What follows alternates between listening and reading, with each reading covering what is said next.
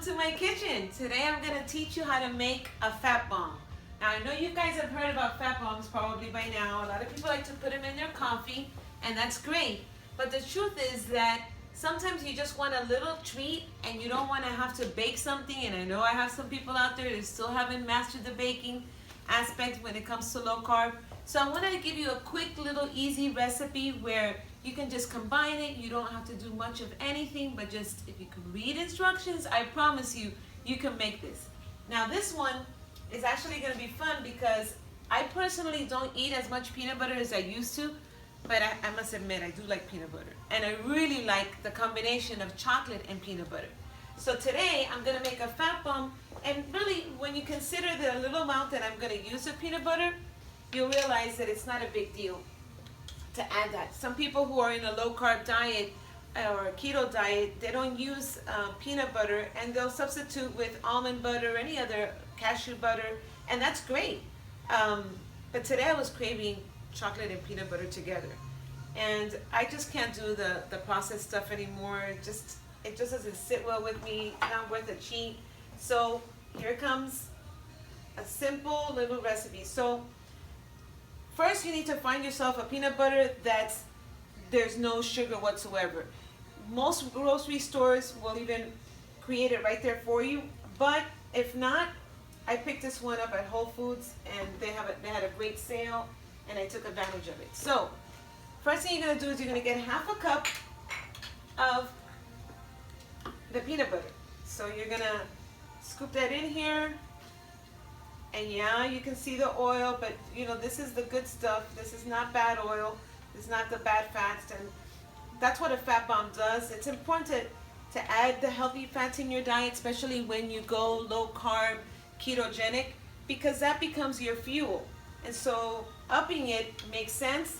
Not only that, but by adding the fats to your diet, it keeps you satiated and you're not as hungry. And so all of that obviously is a good thing with this lifestyle.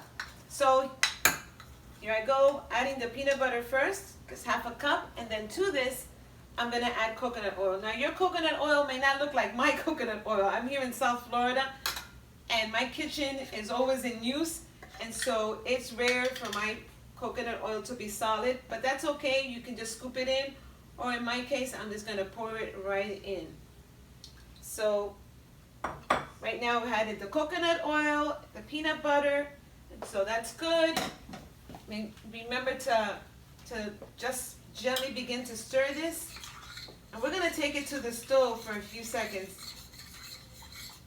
A little bit, probably in under a minute it'll be ready. So to this, I'm going to go ahead and add the cocoa powder.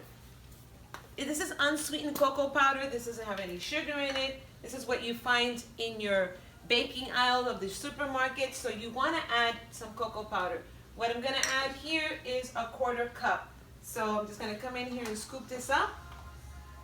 Again, very simple, easy to do. What I love about using coconut powder is that it's just so easy, and it melts so well with the chocolate. It just blends with the peanut butter and the coconut oil. It just blends effortlessly. So it's a great thing.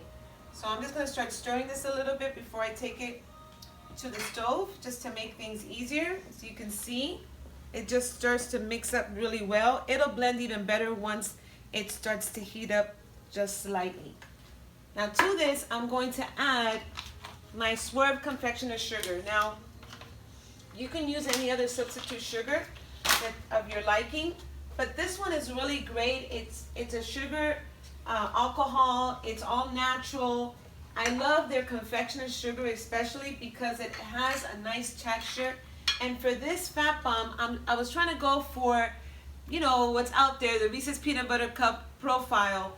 And so I wanted to have that texture. So I went with the confectioner sugar. So to that, I'm going to add a 1/3 cup of the sugar substitute. In this case, I'm using Swerve. And you can certainly add less than this, depending on your sweet tooth. But I was trying to get a fat bomb that actually tasted like a candy. And, you know, why not? Like, So here I am stirring it up. Now this last little step doesn't kind of sound like a typical thing to add to a dessert, but honestly, it makes a huge difference. And now to all this mixture, I'm gonna add a 1/4 teaspoon of sea salt. Honestly, a lot of people give salts a bad rap, and in reality, it's not the case. Our bodies need the salt, and especially if you're using high quality sea salt. What I love to use is Himalayan sea salt. I always like to keep it in my little bowl here next to me, and right next to the stove where I'm cooking. It's easily accessible. So now I'm gonna come and bring this to the fire. You can certainly do this on a double broiler, but you know what? I'm really about keeping things simple. I don't want to complicate the cooking process, and I don't believe that it's necessary because you're using cocoa powder. You're not using a chocolate that needs to be tempered. I don't think it's even necessary. You're really just adding this to the heat just to help it blend a little bit better. Does that make sense? So this is starting to really come together. As you see, it only takes a few seconds, and it starts to really come together very quickly. See how nice and thick that is? I promise you, once you put this in the freezer for a few, it's going to really firm up, and you're gonna feel like you had a Reese's peanut butter cup, except you don't have any other artificial stuff, all the terrible sugars. It raises your insulin and messes up your carb content, so you don't wanna go there. So here we go. Very simply, I now then move this over and I pour it into this measuring cup because it just makes it easier to pour into the silicone mold. Simple, delicious. And here we go. I love this particular mold because it kind of just pops out right here, but you can certainly use ice cube tray. You could even do it solid and chop it up, you know, in a rugged way. It really doesn't matter. So here I'm just gonna pour this in very quickly. So you get the idea. You just come in here and pour the fat bombs in. This is a little mold of the batter in here.